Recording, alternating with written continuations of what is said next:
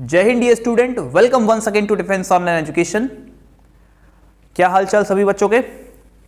चलो पिछली क्लास में हमने नंबर सिस्टम के कॉन्सेप्ट को डिस्कस किया था और आज की क्लास में हम उसी कॉन्सेप्ट को थोड़ा कंटिन्यू करते हुए और क्वेश्चंस की ओर बढ़ेंगे। तो यानी जो कॉन्सेप्ट कल की क्लास में रह गए थे उनको डिस्कस करते हुए और आज हम कुछ क्वेश्चंस को सॉल्व करेंगे। तो कॉन्सेप्ट यहाँ पे कुछ फॉर्मूले लिखे हुए हैं, इनको आपको एक बार देखना है और ये फॉर्मूले इंपॉर्टेंट है, इनसे क्वेश्चंस आपके एग्जाम में बनते हैं। इवन किसी भी कंपिटेटिव एग्जाम के लिए आप तैयारी कर रहे होंगे, इन फॉर्मूले को आपने कहीं ना कहीं एक बार जरूर देखा होगा। तो इनको एक बार देख लेते हैं। ये फॉर्मूले क्या है।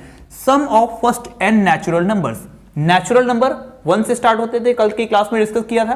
तो नेचुरल नंबर्स का सम अगर कहीं पूछा जाए यानी उनका जोड़ पूछा जाए, उसके लिए फॉर्मूला होता है बेटा n+1/2। यानी स्टार्टिंग के n नेचुरल यानी 1 से स्टार्ट होके और n तक नेचुरल नंबर्स का सम पूछा जाए तो फॉर्मूला आपके पास ये बनता है। Sum of first n odd numbers, odd numbers का अगर सम पूछा जाए तो फॉर्मूला n² बनता है। वहीं अगर इवन नंबर्स का सम पूछा जाए तो फॉर्मूला बनता है बेटा आपके पास n+1। ठीक है। उसके बाद sum of square of first n natural numbers के लिए फॉर्मूला बनता है बेटा n+1 2n+1/6। और similarly sum of cube of first n natural number यानी क्यूब अगर पूछा जाए, क्यूब का सम पूछा जाए तो उसके लिए फॉर्मूला बनता है n+1/2 का होल स्क्वायर। ठीक है बेटा, आप चाहो तो इनको नोट भी कर सकते हो, जिस बच्चों को याद है वेल एंड गुड, वरना नहीं याद है तो इनको एक बार नोट करके और याद कर लीजिए।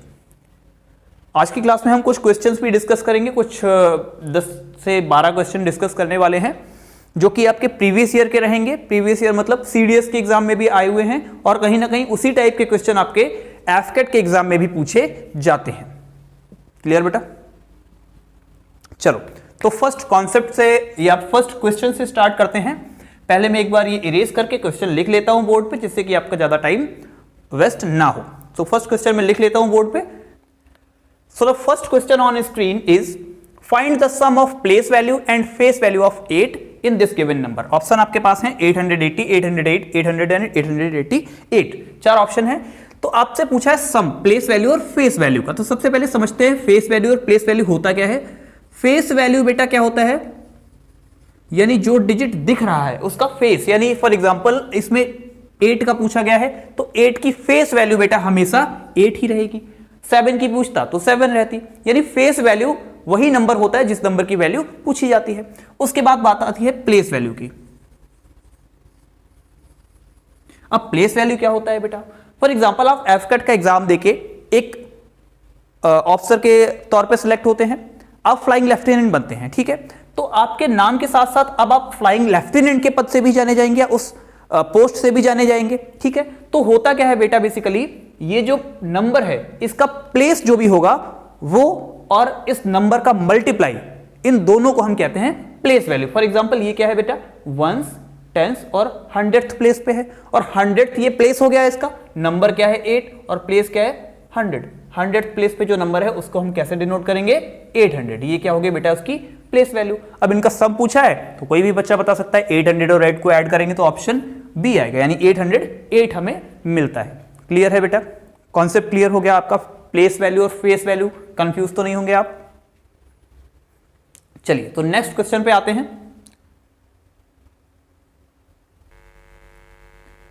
नेक्स्ट क्वेश्चन बेटा आपकी स्क्रीन पे दिख रहा होगा। Find the pair of numbers which are respectively prime to each other. अच्छा, प्राइम नंबर आपने पढ़े हैं। प्राइम नंबर क्या होते हैं, जो अपने यानी सेल्फ और 1 के अलावा किसी नंबर से डिवाइड ना होते हों, उन नंबर्स को हम बोलते हैं प्राइम नंबर्स। और respectively prime to each other का मतलब है, आपसे पूछना चाह रहा है को प्राइम नंबर्स। को प्राइम नंबर यानी कि दो ऐसे नंबर जिनके बीच में कोई कॉमन फैक्टर ना हो। फॉर एग्जांपल 68 और 85 को अगर आप ध्यान से देखेंगे तो क्या 68 और 85 किसी ऐसे एक नंबर से डिवाइड हो सकते हैं जिससे कि ये दोनों डिवाइड हो जाएं। फॉर एग्जांपल अगर हम 17 का डिवाइड इसमें करें और 17 का ही इसमें करें तो क्या हो सकता है, ये सर होता है 17 4 जा 17 का डिवाइड अगर इसमें करें तो 17 4 जा 68 होता है और 17 5 जा 85 होता है सर। तो ये तो ऑप्शन हमारा गलत हो गया। नेक्स्ट देखो 65 एंड 91, ये भी हमारे को प्राइम नंबर्स नहीं है। 102 और 153 को देखेंगे तो ये भी को प्राइम नंबर नहीं है। 92 और 85 दो ऐसे नंबर्स हैं जिनके बीच में कोई कॉमन फैक्टर नहीं है, इनके बीच में कोई कॉमन फैक्टर नहीं है। अब इसमें आपको थोड़ा सा कैलकुलेशन माइंड में ही करना है, यानी आपको फाइंड करना है इनके बीच में कोई कॉमन फैक्टर नहीं होने चाहिए। तो इनके बीच में कोई कॉमन फैक्टर नहीं मिलता है, इसलिए हमारा ऑप्शन क्या हो जाएगा, ऑप्शन नंबर सी करेक्ट हो जाएगा। ये क्वेश्चन आपका सीडीएस में आया है, ईयर मुझे याद नहीं आ रहा, आई थिंक 2012 में आया हुआ है शायद, हाँ 2012 में ही आया है शायद सीडीएस का, ये देख लेना, बट ये सीडीएस का प्रीवियस ईयर क्वेश्चन है, ठीक है। चलो सो नेक्स्ट क्वेश्चन पे आते हैं। So the next question on your screen is if 2/3 is a rational number। क्या बोला है, if 2/3 is a rational number, सभी को पता है कि रेशनल नंबर होता है, then √2/√3 will be, यानी पूछा है आपसे √2/√3, आगे से कोई मतलब नहीं है, सिर्फ आपको इतना देखना है √2/√3 किस टाइप का नंबर है। तो आप सभी को पता है कि रूट के अंदर कोई भी वैल्यू होती है उसको हम क्या बोलते हैं, इर्रेशनल नंबर। और अगर एक इर्रेशनल नंबर से दूसरे इर्रेशनल नंबर में डिवाइड करें तो हमें आंसर में भी क्या मिलेगा बेटा, एक इर्रेशनल नंबर मिलेगा। तो ऑप्शन देखिए, इर्रेशनल नंबर कहां दिख रहा है आपको, ऑप्शन नंबर बी में आपको इर्रेशनल नंबर दिख रहा है।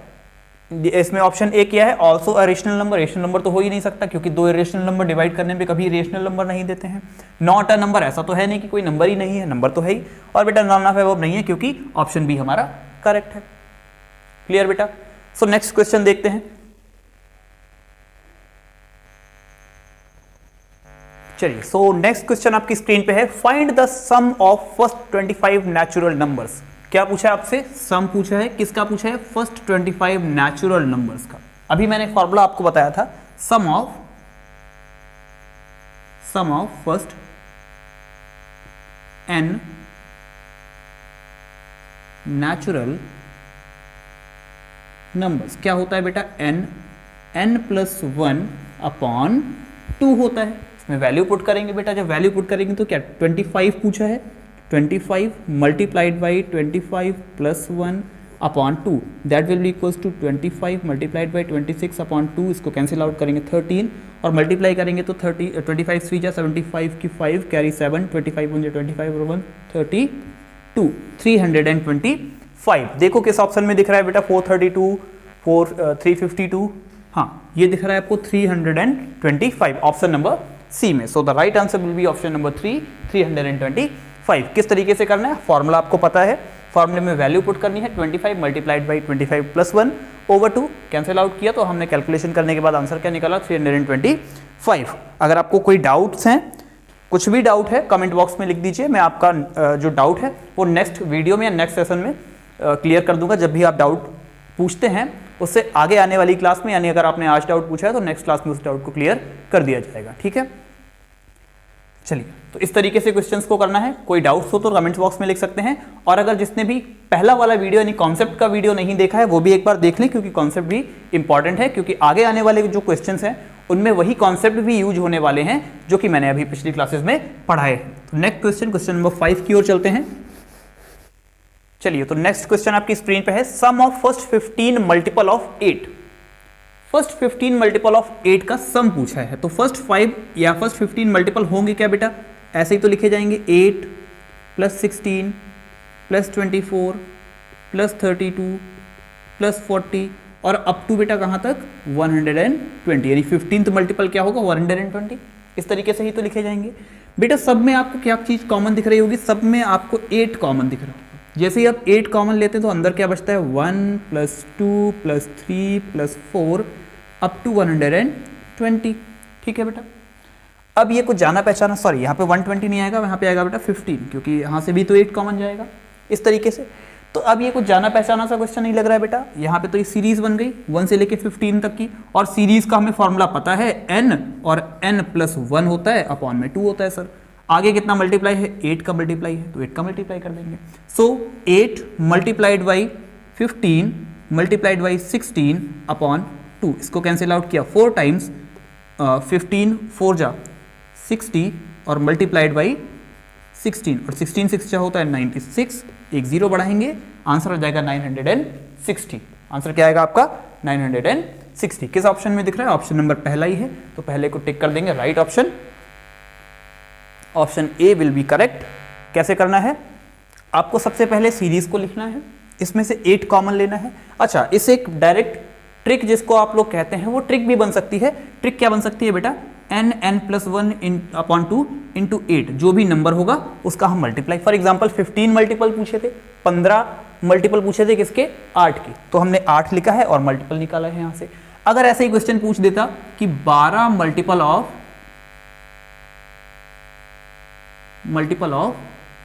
6, ठीक है, अगर इस तरीके का क्वेश्चन पूछता तो हमें क्या करना होता बेटा, 6 × n और n+1/2, और n की जगह हमें क्या पुट करना था बेटा, 12 पुट करना था। इस तरीके से करते, है ना। तो यही होता है शॉर्ट ट्रिक। कहाँ से डिराइव होती हैं, बेसिक फॉर्मूले से ही डिराइव होती हैं, बट उनको हम बीच से याद कर लेते हैं, इसलिए हमने उनको ट्रिक बोल दिया, क्योंकि ऊपर की स्टेप हमने यहाँ पे यूज नहीं करी है। चलो, सो नेक्स्ट क्वेश्चन की ओर आते हैं, क्वेश्चन नंबर 6। चलो बेटा, सो नेक्स्ट क्वेश्चन क्या लिखा है, find the unit digit. Unit digit find करना है इस क्वेश्चन में। इसका कॉन्सेप्ट मैंने पिछली क्लास में डिस्कस किया था, यूनिट डिजिट कैसे फाइंड करते हैं, और यहाँ पे हम सिर्फ क्वेश्चन को सॉल्व कर रहे हैं। तो बेटा सॉल्व कैसे करना है क्वेश्चन को वो भी एक बार देख लो। हमें सिर्फ यूनिट डिजिट से मतलब है, इसका और इसका सभी यूनिट डिजिट, ठीक है, सभी यूनिट डिजिट का हम मल्टीप्लाई करते हुए जाएंगे। इन दोनों का मल्टीप्लाई कितना आता है बेटा, 72। कितना होता है इन दोनों का मल्टीप्लाई, 8 9 जा 72। इसका यूनिट डिजिट कितना है बेटा, 2 है। अब इस 2 यूनिट डिजिट का ही मल्टीप्लाई हमें इस 2 में करना है, तो 2 2 जा होता है बेटा 4, और 4 का मल्टीप्लाई हमें फिर इसमें करना है, 4 6 जा 24। सो हमें यूनिट डिजिट कितना मिल जाएगा बेटा, 4। ऑप्शन देखिए 1 2 2 3 4, यानी ऑप्शन सी में है 4, ठीक है। तो करेक्ट आंसर क्या हो जाएगा, ऑप्शन सी 4। कैसे फाइंड करना है, सभी यूनिट डिजिट्स का मल्टीप्लाई। अब मल्टीप्लाई भी सब पूरा लंबा कैलकुलेशन नहीं करना है, 72 का फिर 2 में ऐसे करके कैलकुलेशन नहीं करना है, सिर्फ यूनिट डिजिट को ही कैरी फॉरवर्ड करना है, यानी यूनिट डिजिट का ही मल्टीप्लाई करते हुए जाना है। बेसिक कॉन्सेप्ट है, इस पिछली क्लास में भी डिस्कस किया था कॉन्सेप्ट इसका। डिटेल कॉन्सेप्ट के लिए उस वीडियो को भी एक बार देख सकते हैं। चलिए नेक्स्ट क्वेश्चन की ओर बढ़ते हैं। अच्छा, हालांकि ये मैं 10 क्वेश्चन डिस्कस कर रहा हूं, इसमें टाइम बहुत कम लगने वाला है आपको, क्योंकि मैं क्वेश्चंस को इरेज करके, यानी जब मैं इरेज करता हूं क्वेश्चंस को, उस टाइम पे वीडियो को कट कर देता हूं, ताकि आपका ज़्यादा समय वेस्ट ना हो, टाइम वेस्ट ज़्यादा ना हो। सो नेक्स्ट क्वेश्चन की ओर आते हैं। क्वेश्चन मैं लिख लेता हूं बोर्ड पे। सो बेटा नेक्स्ट क्वेश्चन आपकी स्क्रीन पे लिखा हुआ है, unit digit in this number. इसमें आपसे यूनिट डिजिट पूछा है, नंबर क्या है, 617 की पावर 75। अब हमने इस टाइप के क्वेश्चन को करना भी बताया था, जो पावर होती है 75, इसको डिवाइड करना है बेटा 4 से। किससे डिवाइड करना है, 4 से। जब 4 से डिवाइड करेंगे तो 4 1 जा 4, यहाँ पे बचेगा 3 35, 4 8 जा 32, यानी रिमाइंडर यहाँ पे कितना बच गया, 3 बच गया बेटा, ठीक है। और जो भी रिमाइंडर होता है उसको हमें बनाना है 617 की पावर। अब हमें मल्टीप्लाई पूरे का नहीं करना है, सिर्फ यूनिट डिजिट का मल्टीप्लाई करना है, वो भी कितने टाइम्स, 3 टाइम्स। यूनिट डिजिट यानी 7 मल्टीप्लाइड बाई 7 मल्टीप्लाइड बाई 7, 7 7 जा 49, और 49 में यूनिट डिजिट क्या है बेटा, 49 में यूनिट डिजिट है 9, 9 का अगेन मल्टीप्लाई करेंगे 7 के साथ, 9 7 जा 63। सो आंसर क्या हो जाएगा, यूनिट डिजिट इसका 3। ऑप्शन नंबर सी में लिखा हुआ है, option number C will be correct answer. Clear बेटा, कोई डाउट हो तो पूछ सकते हैं।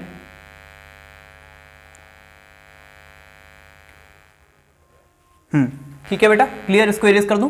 चलिए नेक्स्ट क्वेश्चन की ओर आते हैं। So moving toward the next question, question number 8।